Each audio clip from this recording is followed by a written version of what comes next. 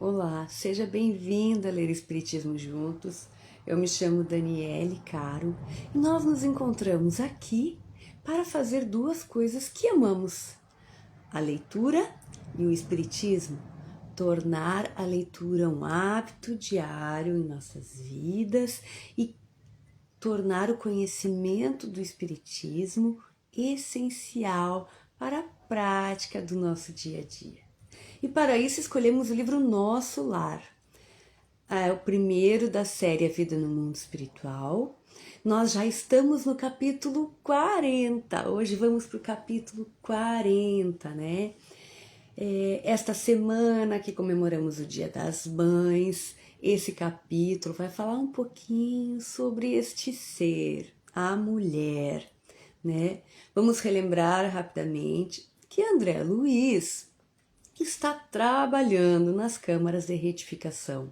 Ou melhor, ele foi para observar, mas sempre que ele pode, ele trabalha, ele está aprendendo muito, tendo que ressignificar o que é ser médico, porque ele era médico no plano, como encarnado ele era médico, então ele está tendo que reaprender a lidar, o verdadeiro valor do trabalho, tudo que nós já falamos até aqui. Então, se está chegando agora, retorna nas outras lives, te inteira do assunto, porque é incrível, é muito aprendizado. Vamos lá, então, para a leitura do nosso capítulo 40. Quem semeia, colherá. Este é o título do nosso capítulo. Eu não sabia explicar a grande atração pela visita ao departamento feminino das câmaras de retificação. Falei a Narcisa do meu desejo, prontificando-se ela a satisfazer-me. Quando o pai nos convoca a determinado lugar, disse bondosa, é que lá nos aguarda alguma tarefa. Cada situação na vida tem finalidade definida.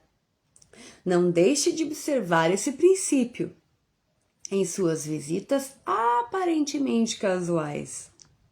Desde que nossos pensamentos visem a prática do bem, não será difícil identificar as sugestões divinas. Já começamos aqui com uma grande lição, um grande aprendizado.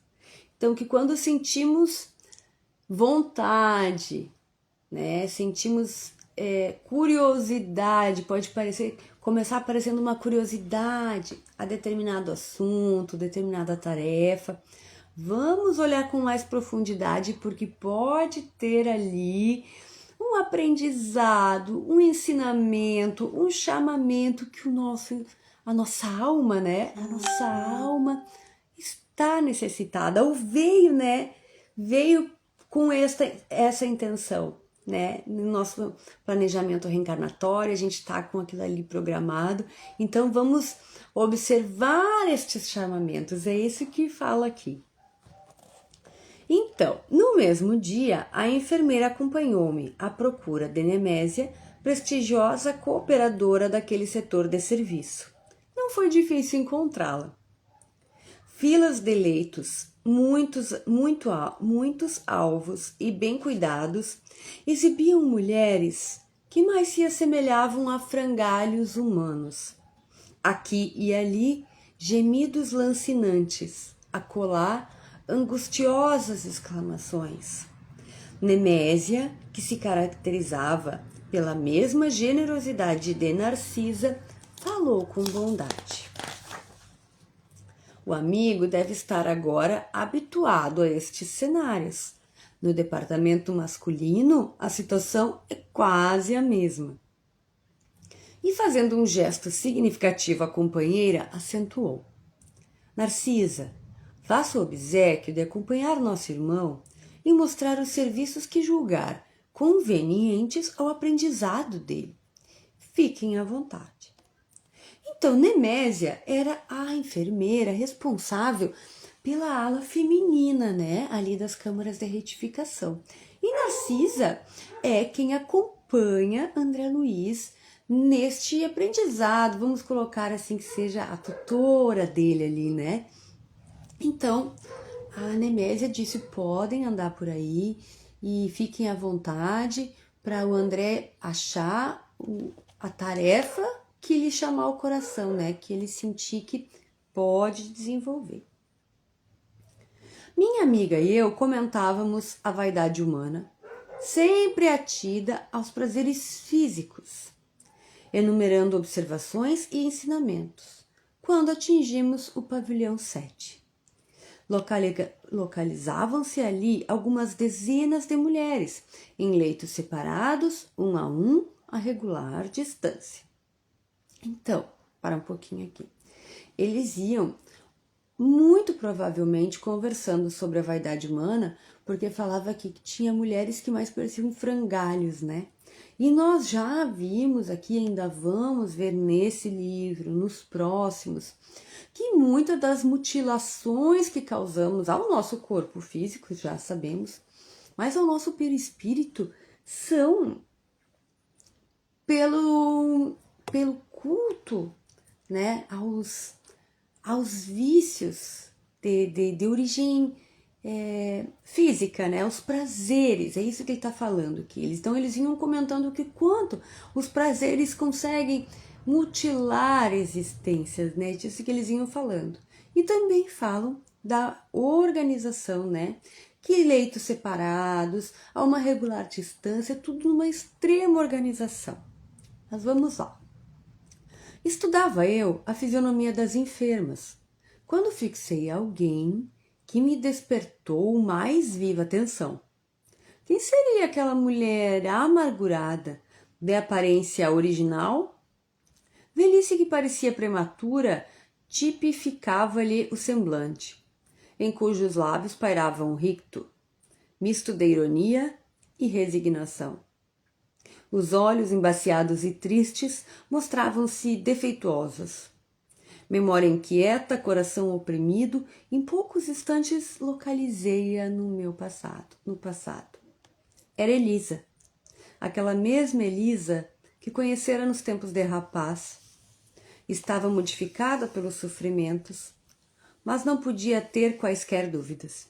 Lembrei perfeitamente o dia em que ela, humilde, penetrava em nossa casa, levada por velha amiga de minha mãe, que aceitou as recomendações trazidas, admitindo-a para os serviços domésticos. A princípio, o ritmo comum, nada de extraordinário. Depois, a intimidade excessiva de quem abusa da faculdade de mandar e da condição de servir também. Elisa pareceu-me bastante leviana e, quando a sós comigo, comentava, sem escrúpulos, certas aventuras da sua mocidade, agravando com isso a irreflexão dos nossos pensamentos. Bom, vamos parar um pouquinho aqui. Então, André Luiz, andando ali pelo setor, viu uma figura conhecida para ele, né? E em seguida reconheceu Elisa. Elisa tinha trabalhado na casa dele quando jovenzinha, né? Foi levada, recomendada. E ele fala que no início tudo normal, mas em seguida eles foram se dando a intimidade, né? E se perderam nessa intimidade de quem mandava e também de quem servia, né? Quando a gente vai perdendo. Jovens também, jovens. Eram os dois jovens, obviamente, André e Elisa. E ela ficava contando, achava divertido contar para André, né? Das suas aventuras, vamos dizer assim, o que mais ainda ficava ali instigando aquele fervor da juventude, né? Então já imaginamos onde isso vai dar. Então, recordei o dia em que minha genitora me chamou e aconselhou aconselhos justos. Aquela intimidade, dizia, não ficava bem. Era razoável que dispensássemos à serva generosidade afetuosa, mas convinha pautar nossas relações com sadio critério. Entretanto, estouvadamente, levava eu muito longe a nossa camaradagem. Então, a mãe de André Luiz chamou André, aconselhou, disse: André, esse tipo de intimidade não vai dar bom, né? Não dá certo. Assim, a gente tem que ser generoso, mas isso é confundir as coisas. O nível de intimidade que tu vem trazendo é confundir com generosidade, né? Então, a mãe de André Luiz avisou, mas André diz assim: levara eu muito longe a nossa camaradagem, né? Sob enorme angústia moral, abandonou Elisa mais tarde a nossa casa, sem coragem de me lançar em rosto qualquer acusação. E o tempo passou, reduzindo o fato, em meu pensamento, a episódio fortuito da existência humana. No entanto, o episódio, como alguma coisa da vida, estava também vivo. À minha frente tinha Elisa agora, vencida e humilhada. Por onde vivera a mísera criatura, tão cedo atirada a doloroso capítulo de sofrimento? Donde vinha? Ah, naquele caso, não me defrontava o Silveira, perto de quem pudera repartir o débito com meu pai. Bom, então vamos parar um pouquinho. André está contando que eles tiveram um caso amoroso, né? Mas quando não dava mais, né? Porque sabemos que os casos vão, né? Eles foram se envolvendo, e chegou um ponto em que Elisa foi embora. Teve que ir embora, eles não entram em detalhes aqui, mas Elisa foi embora e ele sentiu, obviamente, o peso, né? Ela não reclamou de nada, diz aqui que ela foi embora sem jogar a culpa nele, que obviamente ele tinha, né? E ela foi embora e com o passar dos anos ele acabou esquecendo. Mas que ele diz aqui, como a vida é fato acontecido, é fato vivo, né? Então, estava ali um momento em que isso estava retornando para André Luiz. E aí ele retorna aqui, ele relembra o fato do Silveira, que a gente viu uns capítulos atrás. Diferente do caso de Silveira, em que ele tinha o pai para repartir a culpa, aqui era André somente o único culpado e devedor, né? Então é isso que ele diz. Então ele diz assim: naquele caso não me defrontava Silveira, perto de quem pudera repartir o débito com meu pai. A dívida agora era inteiramente minha. Cheguei a tremer, envergonhado da exumação daquelas reminiscências. Mas, qual criança ansiosa de perdão pelas faltas cometidas, dirigi-me a Narcisa, pedindo orientação. Eu mesmo me admirava da confiança que aquelas santas mulheres me inspiravam. Talvez nunca tivesse coragem de pedir ao ministro Clarencio as elucidações que pedira a mãe de Lísias. E possivelmente outra seria minha conduta naquele instante se tivesse Tobias ao meu lado. Considerando que a mulher generosa e cristã é sempre mãe, voltei-me para a enfermeira, confiando mais que nunca. Narcisa, pelo olhar que me endereçou, parecia tudo compreender. Comecei a falar, contendo o pranto, mas a certa altura da confissão penosa, minha amiga obtemperou. Então, antes de continuar com o diálogo deles aqui, como a gente falou no início da nossa conversa, relembrando aqui, né, essa semana que é das mães, apesar do vídeo ser atemporal, nessa semana dessa gravação comemoramos o Dia das Mães. E tá falando aqui da mulher, né? Olha a importância que tem a figura feminina e da sensibilidade, né? Da sensibilidade do feminino, vamos colocar assim. Porque ele está dizendo que jamais ele teria tido coragem de falar com o ministro Clarencio, por exemplo, das dores que ele sentia, que nunca ele teria conseguido conversar com Clarencio o que ele conversava com Dona Laura, né, que é a mãe de Elísias. Como tão pouco ele ia ter coragem de tomar aquela atitude ali, de pedir perdão para Elisa, se não fosse Narcisa, né? Se fosse Tobias, por exemplo, ele ia manter uma outra postura, né? Uma postura de uma figura mais masculina, né? Isso que ele está dizendo, olha a importância da figura feminina, né? Quer dizer, a mulher Quando cristã e sensível, ela é sempre uma mãe, né? Isso que ele está dizendo, que bonitas palavras, né? Então, ele apelou a Narcisa e Narcisa vai dizer: não precisa continuar. Adivinho o epílogo da história. Não se entregue a pensamentos destrutivos. Conheça o seu martírio moral. Tem experiência própria. Entretanto, se o Senhor permitiu que reencontrasse agora essa irmã, é que já o considera em condições de resgatar a dívida. Vamos parar um pouquinho, vejamos só. Olha o conselho que Narcisa dá a André aqui e a nós também. Quis dizer, se tu reencontrou essa irmã nesse momento, é porque tu já pode pedir perdão. Quantas vezes isso não acontece com a gente? A gente reencontra aquele desafeto, aquela pessoa do passado, aquele desentendimento e sente que queria falar, que queria fazer algo, mas na dúvida não vai, né? Então que fique aqui esse conselho, pode ser que seja para mim, pode ser que seja para ti, mas que fique aqui esse conselho, se a gente reencontrar aquela pessoa ou tiver aquela oportunidade e ficar na dúvida, a gente já sabe que se Deus permitiu o reencontro é porque a gente já está pronto. Ótimo conselho. Vamos lá.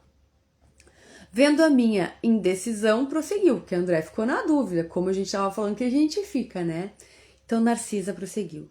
Não tema. Aproxime-se dela e reconforte-a. Todos nós, meu irmão, encontramos no caminho os frutos do bem ou do mal que semeamos. Essa afirmativa não é frase doutrinária, é realidade universal. Tenho colhido muito proveito de situações iguais a esta. Bem-aventurados os devedores em condições de pagar. Olha que beleza de frase. E percebendo minha resolução firme de empreender o necessário ajuste de contas, acentuou. Vamos, mas não se dê a conhecer por enquanto. Faça-o depois de beneficiá-la com êxito. Isso não será difícil, pelo fato de continuar ela em cegueira quase completa, temporariamente. Pelas forças que a envolvem, noto-lhe a tristeza característica das mães fracassadas e das mulheres de ninguém. Olha só o que Narcisa falou. Nesse caso, André, no teu caso, não diga quem tu é por enquanto, né? Dá carinho, dá atenção. Isso não vai ser difícil porque ela estava quase cega, né? Cegueira temporária. E aí Narcisa diz, pelo que eu tô vendo das características, né? Porque tem características comuns que se percebem lá, Narcisa pôde perceber, disse, ela é uma mãe fracassada e mulheres de ninguém. Tá dando a entender aqui que Elisa, né, não conseguiu ter filhos ou doou os filhos, ou enfim, e que, né, vagou pela vida sem um casamento, sem uma união estável, por escolha, provavelmente, né? Então vamos ver o que vai acontecer. Então Narcisa disse, não te apresenta por enquanto, né? Só oferece auxílio. Aproximamo-nos. Tomei a iniciativa da palavra confortadora. Elisa, identificando-se, dando o próprio nome e prestando de boa vontade outras informações. Havia 3 meses que fora recolhida às câmaras de retificação. Interessado em castigar a mim mesmo diante de Narcisa, para que a lição me penetrasse na alma com caracteres indeléveis, perguntei. E sua história, Elisa? Deve ter sofrido muito. Sentindo a inflexão afetuosa da pergunta, sorriu, muito resignada, e desabafou.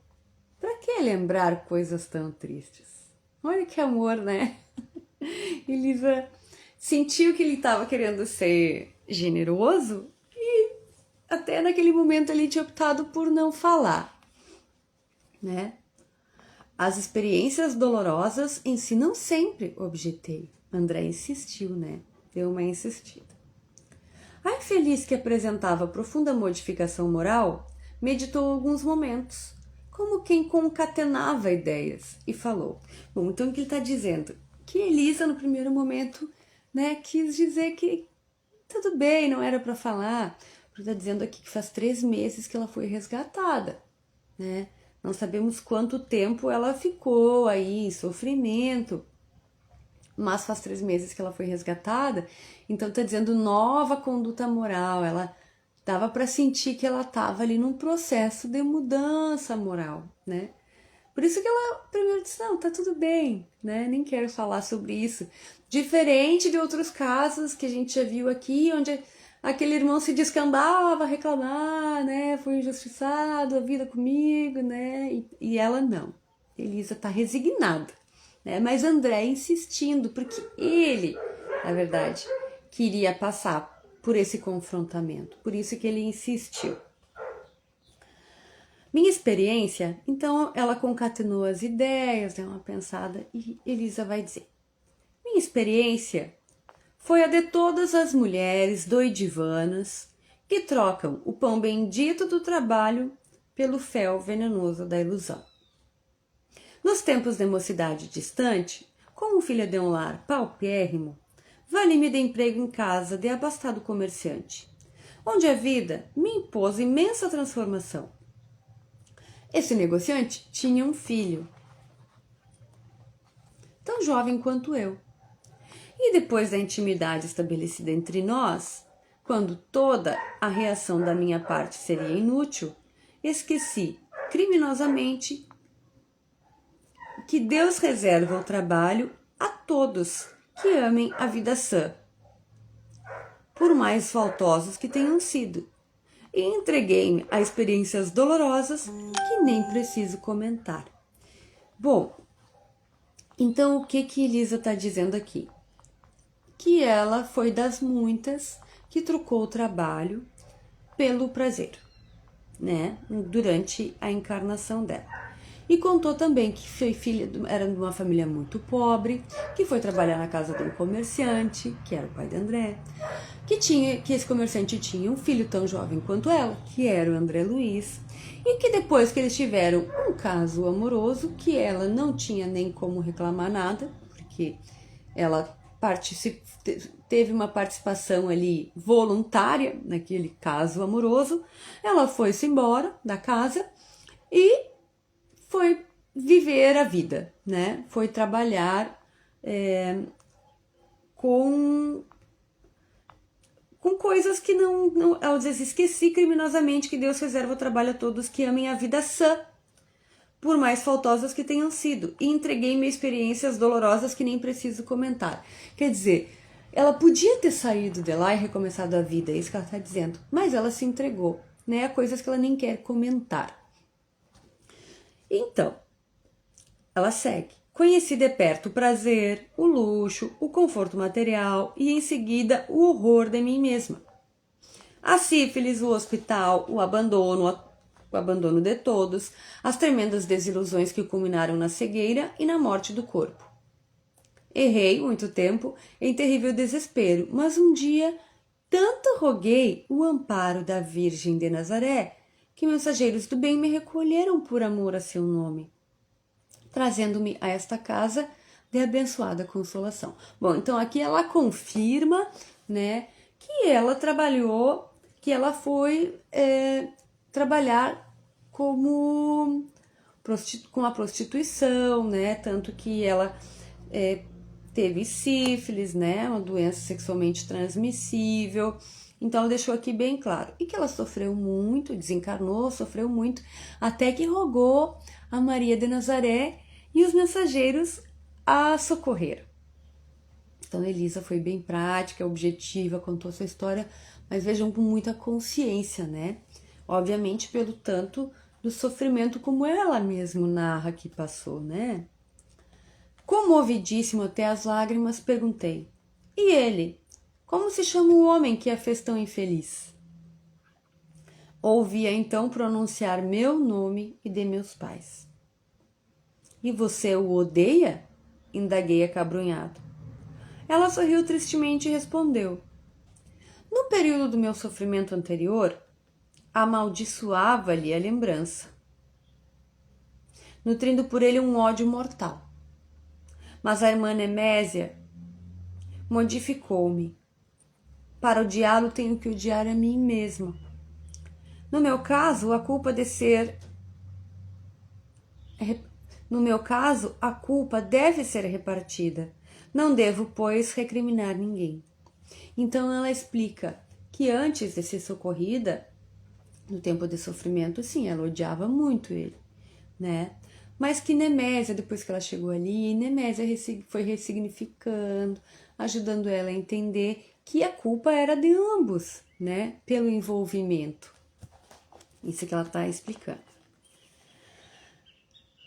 Aquela humildade sensibilizou-me. Tomei-lhe a destra sobre a qual, sem que o pudesse evitar, rolou uma lágrima de arrependimento e remorso. Ouça, minha amiga, falei com emoção forte. Também eu me chamo André e preciso ajudá-la. Conte comigo doravante. Então ele, né, com toda aquela emoção do momento ali, disse: eu também me chamo André e eu vou te ajudar. Não falou, mas disse, se prontificou, né? E sua voz, disse Elisa ingenuamente, parece a dele. Pois bem, continuei comovido. Até agora, não tenho propriamente uma família em nosso lar, mas você será aqui minha irmã do coração. Conte com o meu devotamento de amigo. No semblante da sofredora, um grande sorriso parecia uma grande luz. Então, vamos parar um pouquinho. A gente vem fazendo uma leitura hoje meio travada, porque é um diálogo de reencontro, né? Onde a gente precisa parar para como que digerir, né? Esse processo que é tão importante na existência, o André vem narrando aqui, mas na existência de todos nós. Que é um processo de reencontro onde o perdão pode acontecer, né? Onde o resgate, o processo de cura de muitos irmãos acontece, são nesses momentos de reencontro.